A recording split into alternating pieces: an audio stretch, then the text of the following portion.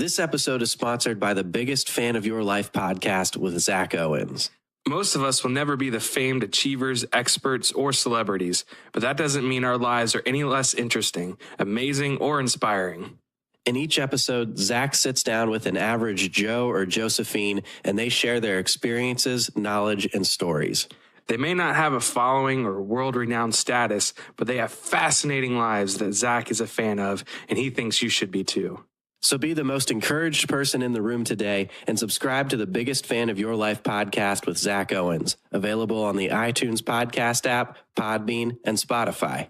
Just two dudes having a conversation.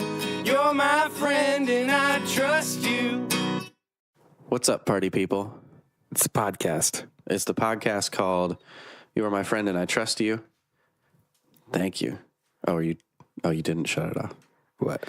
We got a new setup yet again here at Pudge's house. And there is a TV, a big, large TV just to my left. And it has Red Dead Redemption 1 paused on it right now, which is a video game. And I just can't stop looking at it because The paused menu? yeah, it just looks really cool. It is a lot of fun. Have you ever played it? Yeah. Like way back in the day. Yeah. But apparently the second one is And that's really awesome. Here, I'll turn it off for you. Thanks. Maybe. Just kidding. That's all right. Yeah, that's why I wanted to play through this one first. Does it tie in? I think so. Okay. I think it's the same character. No. I don't know. It ties in somehow. Gotcha. And just watching like a YouTube commentary or like a YouTube recap of the plot line wouldn't be enough? No, man. Got to play through it. Gotcha. Let me show you a little surprise here. Oh, boy. Look at that. Your fingernail is black. Almost entirely. Almost. Just a little spot. It's not. Yeah. And it hurts like a butt cheek on a stick. It kills. Do butt cheeks on sticks hurt? There's a Vine that is like some little 10-year-old boy. And he's like, mother trucker, dude, that hurt like a butt cheek on a stick. I've never heard that. Yeah. So I'm trying to keep it PG for the back row. Oh, yes. But it hurts a ton. So what'd you do? I was doing firewood. Oops. That's my bad. I was bumping cables around. I was doing firewood and just bashed it in between two pieces. Ouchie. Yeah. Your fingy was in there? Oh, it hurts so bad, dude. It hurts so bad. I was cussing and shouting like crazy. Which, okay, so we had this conversation a while ago about why we don't cry anymore. Did you cry? No, I didn't. And it hurt super bad. Like, that's probably the worst pain I've felt in probably like 6 or 7 years. Yeah. Was that. I honestly think it might be like that bone underneath the fingernail might be broken. And like when I push on the fingernail, I don't feel it and it feels detached. Probably going to fall off. Maybe. I won't get a new one if it does. I think that's how fingernails work. Like if you just rip off a fingernail, it doesn't grow back. Yeah. So I wouldn't mind, honestly. But wouldn't then your tip of your finger be all loose? No, because there's a bone there. Yeah, but doesn't that also push back? You know what I'm saying? Yeah, possibly. I'll just have a messed up finger. Oh, well. Along with your other ailments. Right. But, yeah, it hurt super bad, but I didn't cry. Yeah. But we had that conversation how we don't cry anymore because we mature and like the brain develops and we like when we're young, when we're babies, like crying fixes everything. Mm-hmm. So when there's pain up till you're like 11 or 10 years old or whatever, you cry, right? And then your brain kind of develops and then you don't cry anymore. That's my theory on that. And Zacho said it's more of a social thing with like, you're not supposed to cry. Okay. Especially boys. Like, you're not supposed to cry. He emailed us and sent a long, very detailed email, but I'm not going to look it up right now. So, Zacho, I'm sorry, but I'm summarizing your email. Yeah. But he basically said it's more of a social thing and less of a brain development thing. Yeah. I'm going to fire back at him that, again, I disagree. I think maybe, yes, I do definitely agree with some of that, where we're told, like, if you cry as a boy, that's a sign of weakness. So I don't know. That's what I find myself like. If I hurt myself, I just get mad. Yeah. Don't get like crying, upset, just like mad. Yeah. And like this, it was just like, it hurt super bad, and it's just really annoying because now I can't drum. Right now, I'm glad I'm not drumming this week. I would have had to tell you I can't. Yeah. Can't drum. I like I have work to do, like a project this weekend for one of my audiobook companies, and I have to type for it. And I can't type with that finger because it hurts too much to push down. So I'm limited in my typing now. It's my ring finger on my left hand. So now my typing is slowed down. So it's just a huge annoyance. And like, when I did it, I just knew like all those situations of like how this is going to hold me back were just running through my mind and making me even madder and madder. And then it hurt. So I was mad that it was hurting. And it's just not a fun time. Well, sorry that your finger got smushed. Yeah, it's all right. I'll get over it, I hope. So what have you been up to besides smushing fingers? Just narrating a whole bunch, got a book done. Actually I finally saw profit for the first time from narrating. Nice. I did a book that paid per finished hour. Nice. But it was just like a short 4-hour book. But yeah, but I'd used a pen name for that. Is this the one that you were telling me about? Yeah. Okay. It's like super violent and vulgar, and there's like a ton of profanity. And basically this guy, his daughter was killed by a meth dealer. So this guy finds the meth dealer's daughter and keeps her captive in a cage in his basement. And it's just really twisted and like over the top violence. And I was like, I don't know if I want some of the situations in this book to be under my name. So are you going to tell us your pen name? Sure, I'll tell it to you. Okay. But that defeats the purpose. Kind of. But I really like the pen name though. Douglas Bubble Trousers. Oh, I should have. DB Trousers. Yes. Yes. No, I went with a different name. Don't look it up. Just know that I have a pen name, but it's E.B. Adams. E.B. Adams. Yeah. Adams spelled like Adams Family. Is there any significance behind that? No, I just like, my favorite narrator is R.C. Bray. And I like that there is like the 2 initials at the front. I've just always liked that. So since this book was, it's technically in the grindhouse genre, if you know what that genre is. And since it's like grindhouse and kind of like not really horror, but kind of just twisted stuff, I went with Adams from the Adams Family, just because I like the Adams Family and I felt like it fit for that genre. And then EB was just, that flows nice with Adams. EB means absolutely nothing. But don't look it up. I'm not going to tell you the book. I'm not going to tell you the name of the book. It's a really great title, but I'm not going to tell you the name of the book. So you won't get it out of me. Fair. Yeah. I doubt you'll even be able to find it. Just under, if like you just searched E.B. Adams. Yeah. I don't know. But just know, if you do, I did not come up with those things that I said. I just said them because I was paid to.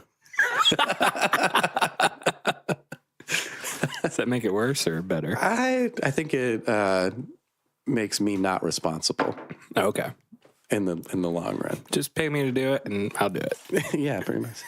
I don't even really pay attention. I just shut off my brain and just say the words. Just say the words.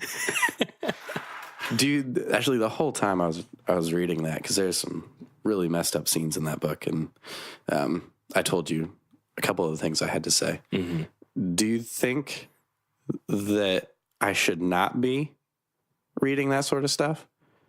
I mean, like, I had to use the Lord's name in vain a couple times throughout the book. Yeah.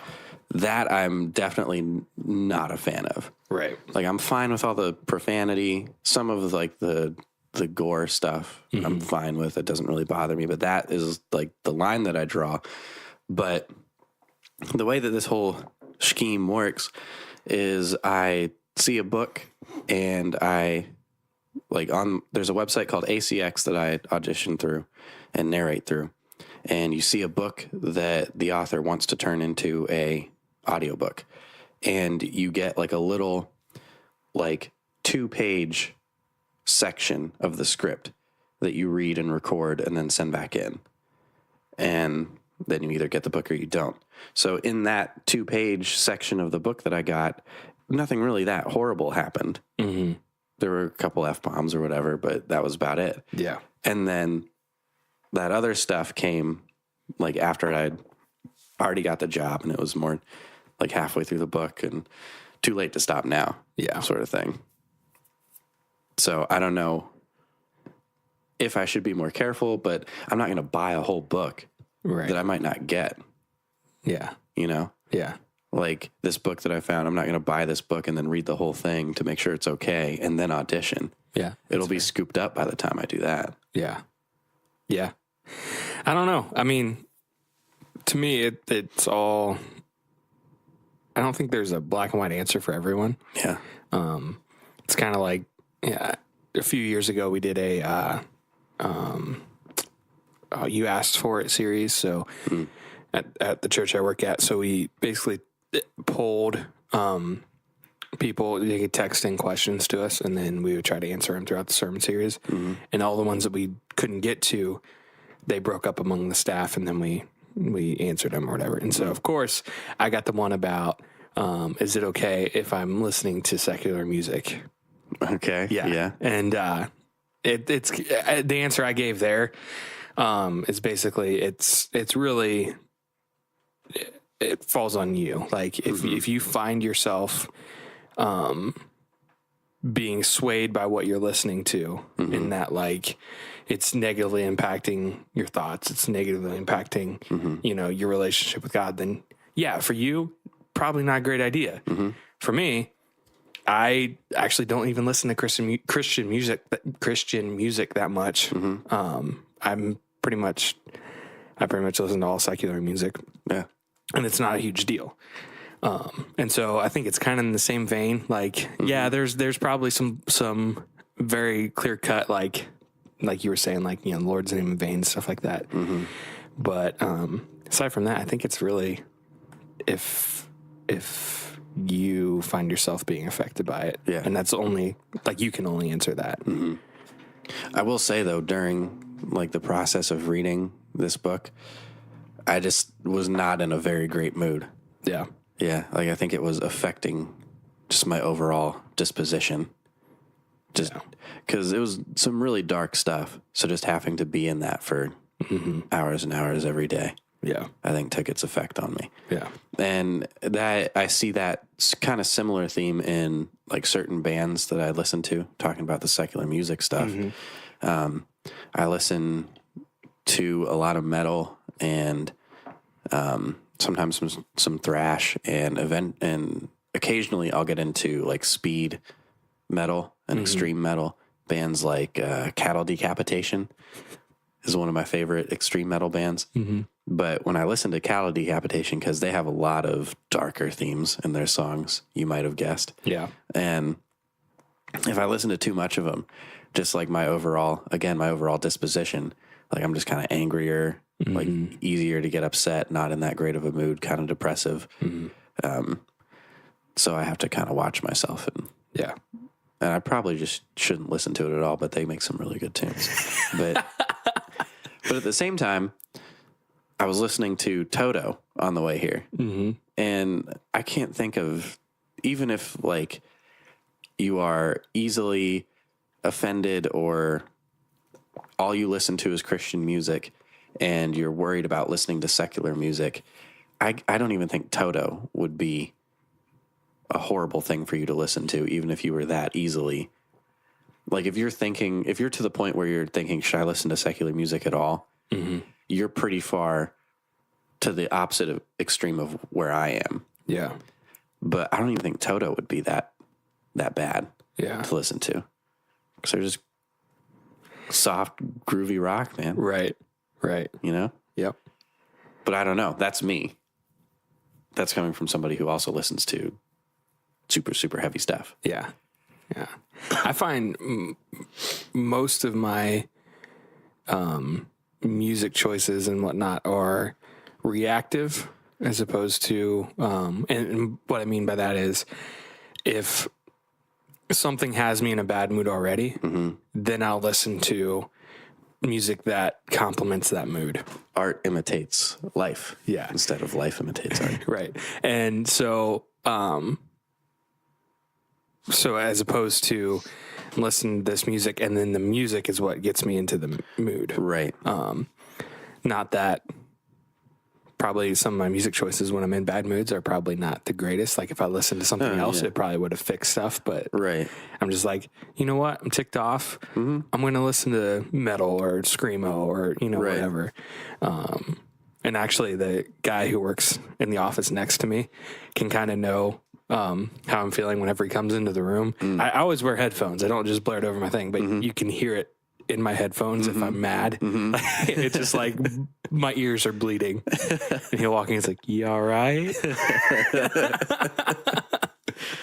I do the same thing, except for just like certain situations. Like I have a motorcycle playlist that I made on Spotify that's like kind of like garage, like dirty rock sort of stuff, just like real grungy stuff that I listen to while I'm on the motorcycle because it just makes me feel cooler and I like it. It's like a certain vibe. Right. And then if I'm working out, I'll typically listen to metal just to pump myself up. But like in every other situation of life, I'm listening to a genre or a certain color of music that goes along with how I'm feeling at that moment. Yeah. Like Toto this morning. I was just feeling just whatever, just kind of mellow and chill, but also a little bit groovy. So taking your time. Taking my time. Yeah. Yeah. Just holding the line, man. Yeah. Little Georgie Porgy. Yeah. But yeah. Let's switch things up a little bit here. You ever listen to rap? Yeah. I was listening to the Beastie Boys yesterday. Nice. Yeah. Nice. Old school. Yeah. Old school stuff. You recently took a 23andMe. Yes. Is it 23andMe that you took? I did. Or was it a different thing? I did the Ancestry.com. Oh, Ancestry.com. Yeah. Is that less accurate? I don't know. I want to take the 23andMe one too and just kind of compare, but it was a Christmas gift, my Ancestry one. Okay. And so, hey, it was free for me. Right. But, yeah. Do you have the results here? I do. Nice. And I wasn't really sure what to expect. I know the 23andMe, it shows you like where your ancestors' come from. It's like basically where you originated from. Yeah. Yeah. And this one, I mean, it does that. I just like, well, one thing, my qualm with Ancestry.com. Which somebody kind of called you out for that. I don't think qualm means what you think it means. I think it does. Let's Google this. Let's go to the research. Okay, Google, what does qualm mean? My phone's so slow. This isn't going to work.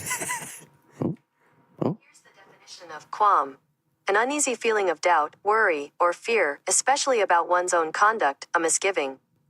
See? Not quite what you think it is. I think it's in the vein. You mean grievance more than anything else, I think. That's true. So my grievance. Your grievance, yeah. With Ancestry is, you pay for this kit, right? Sure. And it's like $100. Mm-hmm. And you swab your mouth. Yeah. You spit. Oh, okay. You fill up a little tube thing. And you send it back in, you wait, and they give you kind of like a surface level thing, but then they try to sell you on a bunch of stuff. Like for $10, you can get your DNA characteristics, which like I'm interested in. Yeah. But You've already paid $100. exactly. Yeah. So anyway, growing up, I never really knew what I was. I knew there's German, because actually our name before they immigrated here was von Benter. Ah. Yeah.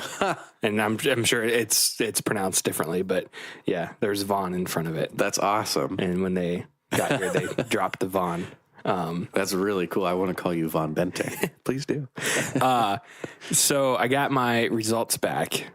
And also my grandma on my dad's side, all growing up, insisted that we had part Native American in us. Okay. Insisted on us. I remember you telling me that you're like Yeah. 1/16th. And so growing up, I was like, oh yeah, that, whatever. Yeah. And like, I'm kind of dark complected. And so it's like, yeah, that's probably where it got. So anyway, I got my results back and I am definitely Western Europe.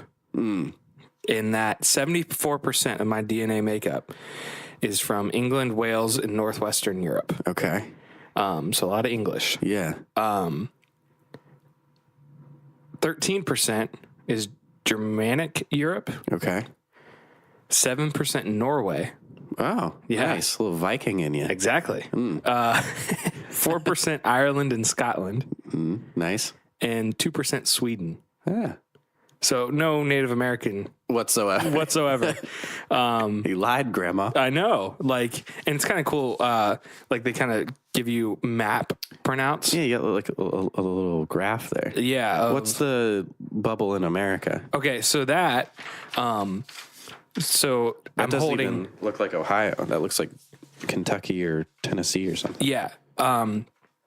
It shows you kind of like your early history, and then it goes like 1700 to 1725, like a 25-year period of where your family immigrated to or started showing up at. I see. And so in 1700, they started moving over to America and settled in eastern Kentucky, northeast Tennessee, and central Appalachia. And so I also had no idea that like most of my family, like we came from like Kentucky, like we're the hills of the South, like West Virginia, Kentucky, Tennessee. But so like that's really kind of the surface level of everything that they tell you. And then like I said, you can buy stuff, and then also you can pay to become a member and see like family trees that other people in your family have already made. Yeah. One cool thing though is since other people submit their DNA to be sampled, it like you can see people who you're related to. Oh, like within their database? Yeah. And like that's cool, man. And so and it'll tell you like the percentage of accuracy that they feel comfortable saying that you're like a first cousin or a second cousin or a third cousin. And so that's kind of cool. Has any, like, let's say that there were 2 orphan twins and they were separated at birth. Have there been any stories of people, like one just randomly does the ancestry thing and another one randomly does it? They're in like California and Nevada and they've never met. Yeah. And then ancestry is like, hey, you have a sibling. Yeah. I don't know. I've never heard of that. At least with Ancestry. I think I've heard it like 23andMe has done that. But yeah. That's crazy. That's really cool. So your family has just been here for a super long time. Yeah, since 1700s. Wow. Yeah. That's crazy. I know that I think I'm 4th generation Italian. So my great grandparents came over like from Italy to America. And we even know like what village. It's like a coastal mountainous village called Cala Pietro in Italy. kind of like central Italy. So we know at least that much just because we're newer, I guess, than you are here to America. So we can kind of trace that back. But I always claim to be way more Italian than what I am, just because I prefer being like saying, "Hey, I'm Italian." Right. Paisano. Yes. Yeah. I don't know why, and I have no right to like claim that sort of heritage. Yeah. Because I was born in America. I'm an American. But I know that my grandma on my dad's side was German, or had a lot of German in her. And then my mom's side is like probably primarily European and German. So I'm more German probably than Italian. Right. But I look more Italian, so I claim to be Italian. Yeah. You should take one of these. That'd be cool. I really want to. Yeah. $100 though. I don't know. 23 may be cheaper. Yeah, I think I want to go that route anyway, because that seems to be the more popular one. Yeah. And I think, do they offer more features like up front? Like you don't have to pay $10 extra to find out some That of would this be my stuff? guess. I haven't looked far enough into it, but yeah. And I think 23andMe you could probably find more like promo codes for. Like I think they've done some sponsorships for podcasts and whatnot. Right. Shout out to 23andMe. Yeah. Hey, Donnie and I will both take it and compare. step it up, guys. Hit us up with some sponsorship. That's right. We're approaching 2,000 downloads. Wow. Yeah. Look at us. We've been doing this for over a year. I think there'd be more. Yeah. We're plugging away. Yeah. I just looked at statistics, our stats last night. Most listened to episode for like the past 2 months, Crying with Our Dads. Really? Yeah. Huh. Yeah. It was a pretty good episode. It's pretty good. Yeah. Not to toot our own horns. Oh yeah. Toot. But we're pretty good. Yeah. I mean, so yeah, that's my family history. That is $100 worth of knowledge. Would you say that information and that knowledge, would you pay $100 for that, knowing now what you get out of it? Is that something that is of value to you? It's a value. I don't know, $100 worth. I don't know. Knowing that I have to pay more to find out more. Yeah. I'd probably just gone 23andMe off the bat, but it was a Christmas gift and I'm very thankful for it. And it is nice to know, one, it's really cool. I had no idea that my family is mostly from like the southern Tennessee, Kentucky areas. Yeah. I never really knew actually where they were from. So that's kind of cool. And then also just knowing for sure that my grandma Was wrong. and then knowing like I would never have guessed like England and Wales would have been the top. Oh yeah, me neither. Like Especially not Wales, yeah. because the Welsh are like light skinned, Yeah. right? Like I think. fair haired. I think that's what like most I could be completely wrong on that. I think that's what most like European countries are. Right. So I would pin you, if I had to guess, I would pin you more as like Greece, okay. like of Greece descent. Yeah. Greek descent. Yeah. With the dark hair. Yeah. In Norway, I mean, they're known for blonde hair, right? Yeah, totally. Yeah. So yeah, I don't know. The Norway part's cool. Yeah. I like that. I'm going to claim like, yeah, my ancestors were Vikings. So You can go claim land now. this is my land now. This is mine. totally my land. Do you think you could survive as a Viking? Oh boy. That Viking lifestyle of hopping on a boat for 2 months, traveling the rough seas, hopping off that boat, got a big, heavy shield made of wood. You got a big, heavy sword or axe or something. Then you just raid a village. I don't know. That would have been You plunder and one heck of a lifestyle. yeah. Yeah. I should do more research. We should do some research on Vikings. Yeah. Talk about Vikings because I'd love Vikings. Yeah. They're super cool. Yeah, we should. Apparently, The OG founders of America, Vikings. oh, yeah. Yeah. Apparently, this was from my other grandma, who is also, she's passed on too, but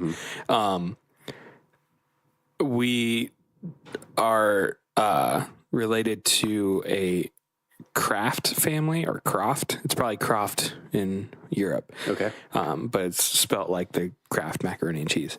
Okay. Who own like this huge castle and like a bunch of other stuff in Europe. And to the point where she found, the wind's kicking up here. Yeah. Somewhere at some point in her life, she found this book, like one of those genealogy books that my family's names were in. And so she started tracing it back and then found out about all this like Cross family to the point where she was going to family reunions for like ninth cousins. Wow. And like just showing up. Being like, hey. Yeah. Hey, I'm your ninth cousin. Wow. So claim to fame somewhere in Europe. Family who owns a castle. Huh. Do you think you'll maybe one day get like a letter That's what I'm waiting on. with like one of those like wax seals and you got to break it? Be like, you are the heir to this, whatever. Or you're part of the will.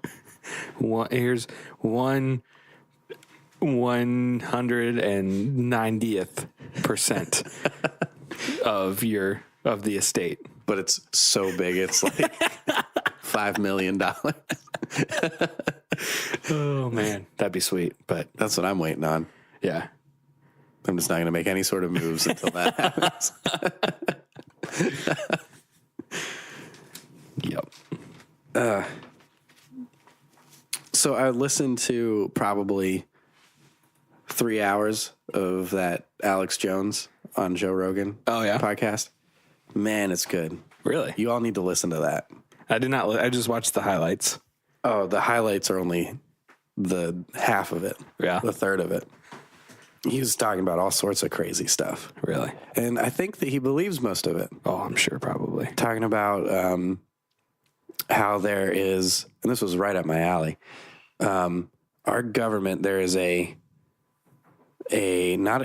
shadow government, but there's also a, what is it called? I'm going to butcher this, but this isn't right, but it's something like this, like a separatist civilization. So like an advanced part of the human race that is separated and is like gearing up for the next thing that's going to be initiated by interdimensional aliens. Right? Makes sense. Yeah. So there's the rest of us, you and I, just doing our lives. We don't even know what's going on. Yeah. And then there's these other guys that are like, hey, there's something big coming. And we've been like geoengineering like the rest of society. And we're doing this like 5G, talking about 5G cell phone towers and how 5G has been known to cause cancer and to like scramble your DNA. Like there have been tests done. There have been legit tests by MIT done on this stuff. And we're about to switch everything over to 5G. What's up with that? Why are we doing that? Was this from Alex Jones? Yeah. But then also he pulled up the article. Yeah. It was like 5 years ago. Really? MIT is like 5G is dangerous. It's been proven to cause cancer and to scramble DNA. And then it was just kind of pushed under the rug. Media just pushed it under the rug, didn't pick up on it. There's stuff going on, man. Yeah. Yeah. I know you don't believe me. There's stuff going on. Yeah. And this isn't just like, oh, I believe anything Alex Jones says. Not true. Not true. This is what I think to be true from information that I get from multiple different sources. Okay. But don't ask me what those sources are. Okay. Because I couldn't tell you. Yeah. You know what I mean? Yeah. Just saying. Hey, Just saying. you could be right. There's nothing we can do, though. Yeah, we're kind of Not a thing we can do. powerless. When it goes down, it goes down. Yeah. I don't know. Where are you going? Where's place number one you're headed to when society starts to crumble and the interdimensional aliens come and start taking over? I don't know. I've always been back and forth. Is that their headphones or is that your cable? I think it's my cable. Oh. Sorry for the popping and clicking. I've always been back and forth about, like, you know, if that time comes, like, do I want to try to fight it or I just go? You wouldn't be part of the resistance? Yeah, I probably would be. And, like, if that's the way, like, but I wouldn't, like, run and, like, bury myself underground. Like, gonna fight it and I'll probably die doing it, but I'd rather do that than probably stick around. I got you. Yeah. Yeah. I'd totally rather go out swinging. Yeah. And like the whole living in a post-apocalyptic world. I don't know. It's not as glamorous as you think it'd be. Yeah. Because you're like, oh man, I don't have to pay rent. Don't have to worry about any of this sort of stuff. Yeah. But then there's like a whole new set of worries and problems that come along with it. Surviving. Where am I going to get clean water today? Or food. And so, yeah, I'd probably just, join whatever resistance there was and knowing I'm probably going to die. And hey, to die is gain, right? Yeah. So. Yeah. Is that what it is? Yeah, I agree. To live is Christ, to die is gain. Ah, that's what it is. Yep. I couldn't remember the other half of it. Yeah. Yeah. I'm with you, man. So that's probably what I would do. I probably wouldn't, like, shelter down. Yeah. I've been watching through the Hunger Games with my girlfriend, Emily. And the whole time I'm just thinking, like, yeah, there's no way I would just be one of these losers just chilling out. Like, oh no, life is horrible. I'd be like, you know what? No, fight the power. Yeah. Let's go at it. I don't care if I die in that situation. Life sucks. Right. Yep. Might as well try to go out swinging. Do something about it. Yeah. Yep. That's where I am on it. Me too. Boy, we're struggling for content. Yeah, we are. We have made it almost 40 minutes, though, which is our normal, or at least our old normal. It's our old normal. I was hoping for an hour, but we'll get what we can out of thing. Yeah. Maybe we'll just talk a little bit more like this until something else pops up. Oh, how's Mumford & Sons? You just saw Mumford & Sons in concert. Yeah, it was an arena show, and, like, I'm not a big, like, fan of arena shows, just because you can't get a good sound. And there's so many people, and I'm not going to pay $100+ to be on the floor. So we were up in the top bowl area. And so, but I mean, it was good. The opener was not good. But I think it was more so just her style didn't work in an arena. Cat power. But I will admit I slept on the new Mumford & Sons album, Delta. Oh, you didn't really listen to it? No, I didn't. I heard a few things. I was like, but seeing them live put a new perspective on it. And I've been listening to the Delta album all week. It's really solid. Yeah, it's a very solid album. It's not old Mumford & Sons. No. They've just kind of taken like a whole new approach, which I think was needed in their careers. That whole folk revival thing is kind of dying out now. Yeah. It's not as popular as it was in 2012. Right. Which is crazy to say 2012 was a long time ago. I know. Nearly 10 years. Yeah. Get out of town. Yeah. But yeah, that whole kind of folk revival is kind of dying out. And you kind of need, if you're still doing that, you kind of need to reinvent yourself. Reinvent yourself and kind of rebrand a little bit. Talking to you, Christian music. You hear us, guys? Step up. Yeah. But yeah, I totally agree. I think they went in the right direction, though, for sure. Yeah. And the lyrics, though, are amazing. They always have had really good lyrics. Yeah. Really good lyrics. I really love on Sigh No More, especially that album. just like the struggle with faith that the narrator takes on in those songs. I think Marcus writes most of the songs, and he used to be, or he is, I guess, a preacher's kid. His dad was a pastor, and you can really hear his struggle with faith throughout Sign No More specifically. Like he talks about how he still believes, but like there's just all this other stuff that is coming in and affecting his faith and his beliefs at this point in time in his life. And it's really good. And some of those same themes kind of carry over into this one, but there's also new themes and other things discussed. Yeah, for sure. I mean, you can definitely hear that kind of faith element, but it's not like blatant. Right. Which is cool. I always like that. There's going back an album, I forget what it's called, but they have a song on there called Believe. I don't know if you ever heard it, but it's basically he's wrestling with not so the fact that if he believes in God or not, but if he believes what specifically more of like the prosperity gospel, like comfy Christianity. One of the first lines is, take all your pretty feelings, may they comfort you tonight. Like basically saying, you know, that might work for you, but I'm trying to get over something here. Right. And then the chorus is, I don't even know if I believe everything you're trying to say to me. And then, it's kind of, I like the raw, honest lyrics. And that's what Allie has been listening to them as well. And she was like, so are they like a Christian band? I was like, no. I was like, yeah, it comes out in the music because of his background. But I like that they're not, like, it gives them freedom to be more honest and real. Yeah. They're not labeled that. Right. And they're not anyway. Like, they're not a Christian band anyway. Yeah.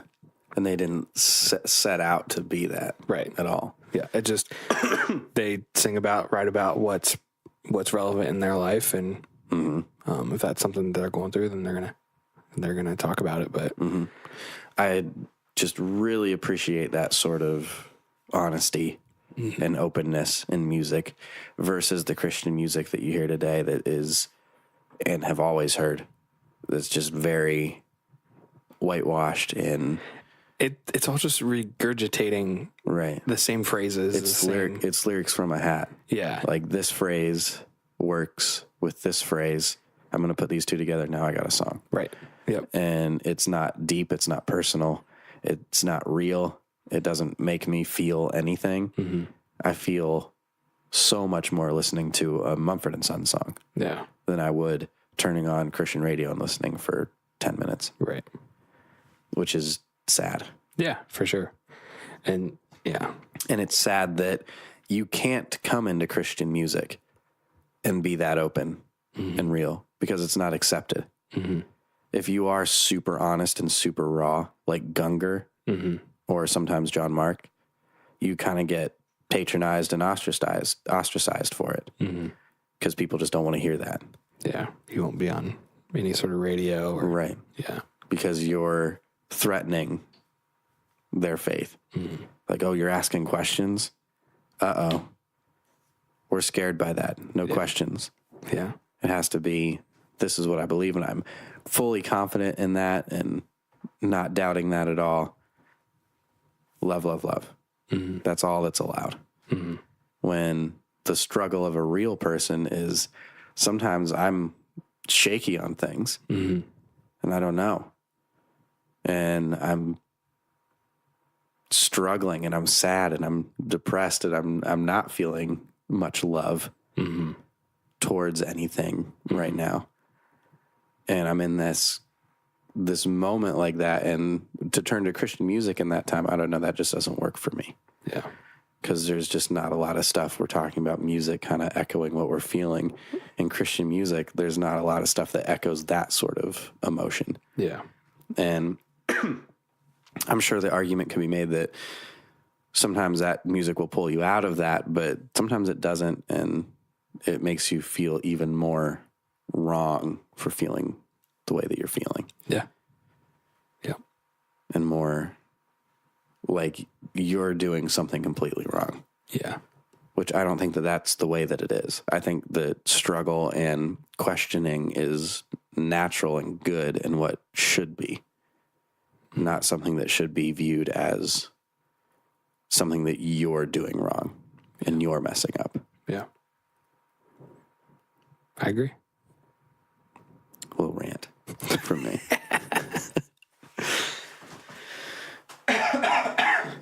You want to wrap it up? To wrap it up. Let's wrap it up. We're done. We're done. This is the You're My Friend and I Trust You podcast. If you want to subscribe, you can do so. Yeah. Subscribe and comment. That's what we need. Yeah. Some comments, some ratings. Rate us on iTunes. Give us that old 5-star rating with a nice review. We don't want your 4-star, though. No. 5 stars only. 4.5 maybe. Can you do half stars on iTunes? I don't know. If you can, give us 4 1/16 star. Yes. That's as low as we'll take. Yes.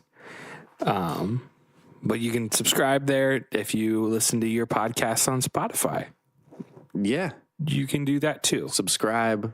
You can like on Spotify. Can you? I think so. All right. Subscribe, like, comment if you can Yes, on whatever thing you listen to. We love your comments. we do. We have you give us the best comments. We love your comments.